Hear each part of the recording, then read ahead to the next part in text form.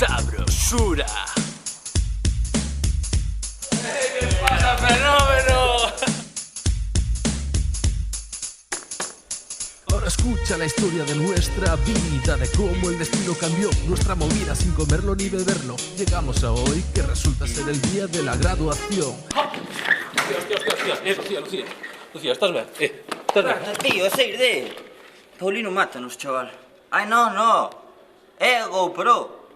E aparte ten a carcasa. Tranquilo, que non pasa nada. Al noreste en Pontevedra estudiaba y vivía. Compraba ron con cola de la marca Día.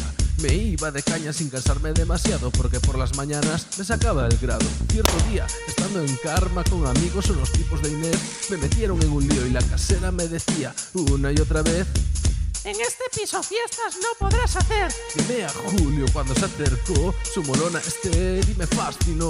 Quería conocer a la clase de primero, porque para el remate todavía falta un huevo.